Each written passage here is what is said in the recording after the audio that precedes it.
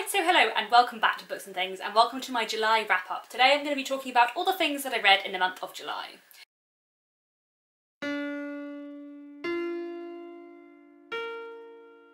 So July was Jane Austen July for me, which was a readathon I was hosting with Marissa from Blatantly Bookish. I'll link her channel down below.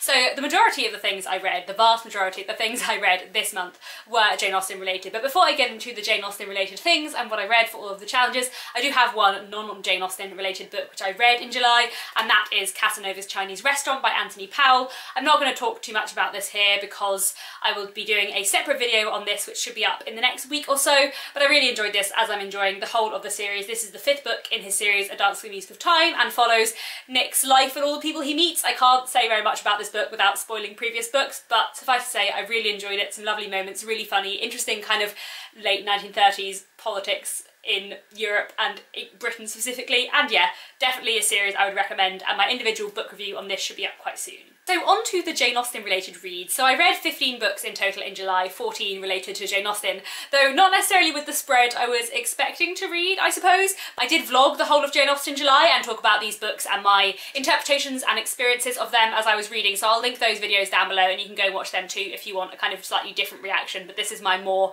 coherent thoughts, hopefully. The first challenge we set for Jane Austen July was to read one of Jane Austen's 6 novels, and I actually read 3. The first one I read was Pride and Prejudice. Pride and Prejudice is my favourite Jane Austen. This is my 6th reading and my 2nd listening to the Rosamund Pike audiobook, which I would highly recommend. In fact, I listened to it earlier on this year, and this is my 2nd reading just this year. I might listen to it again later this year, I don't know. It's just such an enjoyable audiobook. I love Pride and Prejudice. It follows a young woman called Elizabeth Bennet who lives with her 4 sisters whose father's estate is entailed upon the male line, which means that one of her or her 5 sisters is going to have to marry quite well in order to support the others, and it follows her and the characters around her.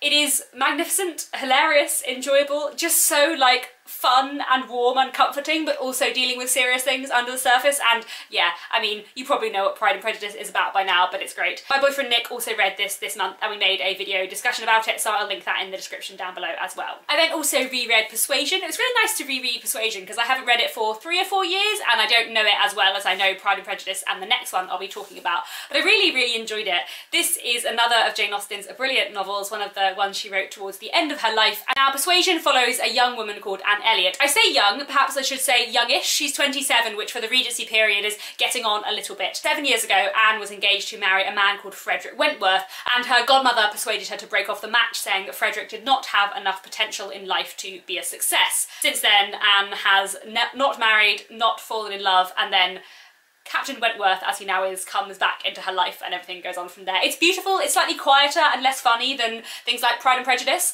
but it's really sweet and tender, and Anne Elliot is a lovely character, and yeah, I love it. It was nice to reread it. And then I also read Mansfield Park, which is my 2nd favourite Jane Austen after Pride and Prejudice, and I love a lot. I listened to this on audiobook as well. In fact, I listened to the audiobook narrated by Frances Barber, which was really excellent. I really enjoyed it.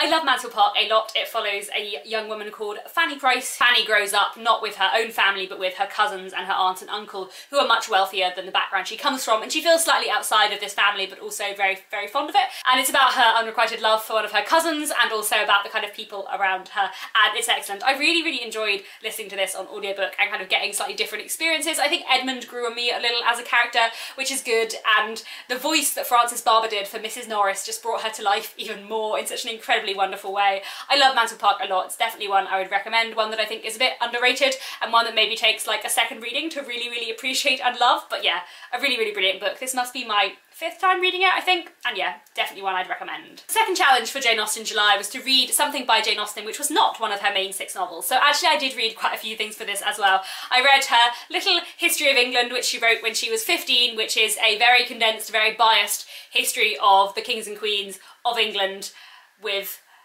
great hatred for Elizabeth I and not much else, but it's very good fun and very entertaining and silly. I also read The Beautiful Cassandra, this Penguin Little Black classic, which is also Jane Austen's juvenilia with a few glorious stories in. I especially enjoyed Jack and Alice, which is one of my favourite juvenilia stories of hers. This is just great fun, very silly. I like Jane Austen's juvenilia for the fact that it has much less restraint than some of her later work. It's less polished, it's less neat, the plots are a bit crazy, but there is a lot more drunkenness and scandal. Just enjoyable good reads. Then also from this bind-up of her juvenilia and unfinished works, I've reread Lady Susan and also Sanditon. So Lady Susan is a novella by Jane Austen that I adore. It follows the character of Lady Susan, who is scheming and malicious and incredibly intelligent, who spends the book writing letters to various people in which she is very, very two-faced and trying to work out which man she wants to marry and which man she wants to make her daughter marry, which swaps quite a lot throughout the book. It's really, really funny.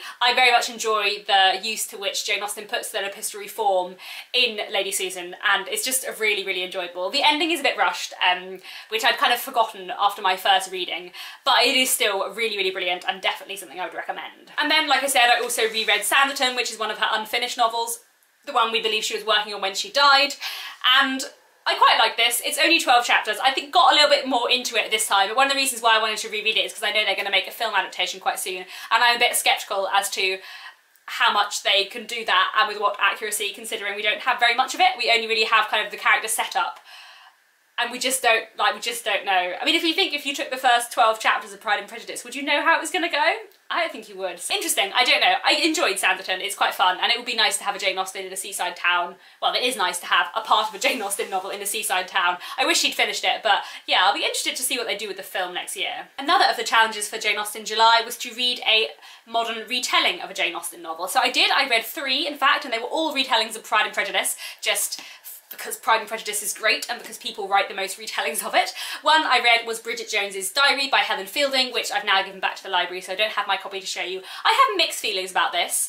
It was fun and enjoyable to read, but I found the writing style a little bit jarring, and parts of the ending in terms of the plot I found a bit ridiculous and unbelievable.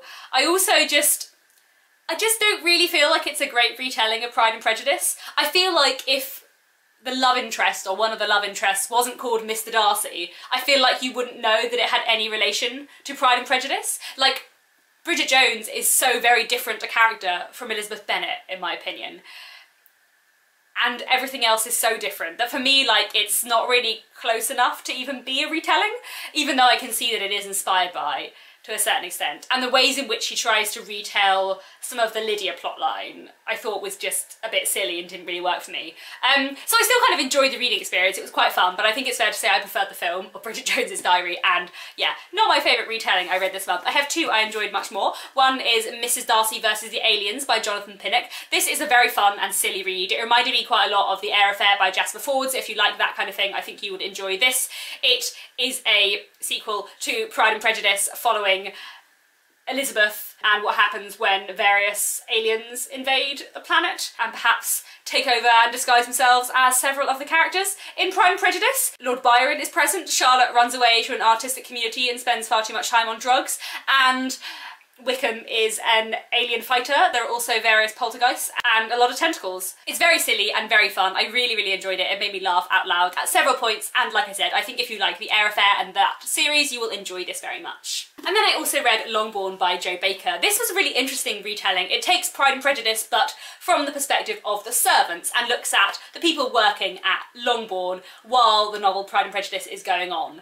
I really, really enjoyed this. I thought, just leaving aside for a second the fact that it is a retelling of Pride and Prejudice, it's a brilliant historical novel. The details, the language, like it all feels very, very real. It's very atmospheric. It's really, really well done and researched, really fascinating to read, and really, really enjoyable. I found the characters so real and so believable, and the plot lines really gripping, and just sort of the right mixture of character-driven and plot-driven with interesting mysteries, very well paced, and yeah, I just loved it. I really, really enjoyed the reading experience, and the writing is beautiful. I definitely need to look up more by Jo Baker. As a Pride and Prejudice retelling, I also really enjoyed it for kind of looking at characters under the surface you don't get to look at in Pride and Prejudice, and also for looking at the ways that particular character traits in characters from Pride and Prejudice would affect what it's like to work for them. There are a couple of slight issues I have with it as a retelling. I didn't completely agree with the interpretation of Mr. Bennet and of Elizabeth, and I also think that The impression I get in Pride and Prejudice is that there are more servants working there than there are here, and also in Longbourn, in the book, there is a Mr. and Mrs. Hill who are the butler and housekeeper. In Pride and Prejudice, Mrs. Bennet always calls the housekeeper Hill, and if there was a male Hill, she would call the housekeeper Mrs. Hill, because she'd call the male butler Hill.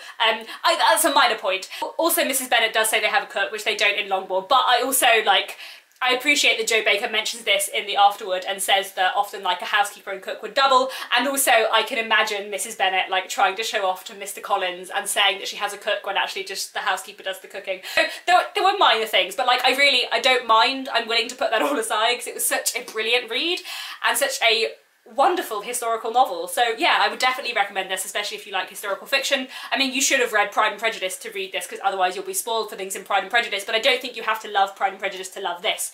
It's a brilliant novel in its own right, and yeah, one I'd highly recommend. Another of our challenges was to read some non-fiction related to Jane Austen, so I didn't get through my 4 books that I'd been planning to try and read, but I did get through 2, so that's something. One I read was What Jane Austen Ate and Charles Dickens Knew by Daniel Poole. The subtitle of this is Fascinating Facts of Daily Life in the 19th Century, and it basically looks at the 19th century as a whole and facts of life during it, especially taking its evidence and kind of its examples from novels, not just by Jane Austen and Dickens, but also by Trollope and the Brontes and Thomas Hardy and William Thackeray and George Eliot, but never Gaskell, weirdly. Not a single mention of Gaskell in this book, which I found weird. I found some bits of this interesting. It's a book I'm going to be keeping on my shelf for reference in terms of writing historical fiction stuff, but it's not very fun. It's quite dry. It's very, very textbooky, and it was quite hard to know at whom it was levelled. Like, it feels like it's levelled at people who are studying 19th century literature because it's so textbooky and because it both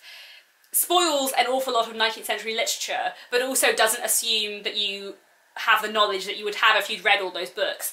So for example, like every time it mentioned the Palliser series by Anthony Trollope, which is the only series I think, or the only book it talks about, which I hadn't read, I had to just skip a paragraph because I didn't want it to spoil it, because it talks very blatantly about the endings of a lot of different books. And I appreciate like it's a non-fiction book, but I also, I take a lot of issue with the fact that in general there is much less concern about spoiling the plots or ruining the plots of 19th century literature or classics in general. The idea being that, oh well, they're kind of there to be studied, like actually the plot doesn't matter. Whereas for me, like a lot of 19th century literature is really, really plot driven, often quite heavily like mystery driven, and it's a real shame to have any of that like excitement about the plot taken away from you beforehand. I was spoiled for several things in the Palliser series, no matter how much I tried to miss them. And actually, like, you'd have to be, I consider myself pretty well read in 19th century literature, and there's still, yeah, the Palliser series in this, which I kept coming across, and he talks about it a lot. So I think it's a kind of interesting read, but it's not one I would highly, highly recommend. It's fairly low down for me. I think there are better books to read about 19th century daily life and kind of etiquette and what it meant to be a person in the 19th century. I would highly recommend Elegant Etiquette in the 19th Century by Mallory James, or The Victorian House by Judith Flanders as better books. Although Judith Flanders also has a bit of book spoileriness, but to a much lesser extent than in here. So not my favourite read, but still kind of interesting. My other non-fiction read was a much, much more enjoyable one, and that is What Matters in Jane Austen by John Mullen, which I absolutely adored.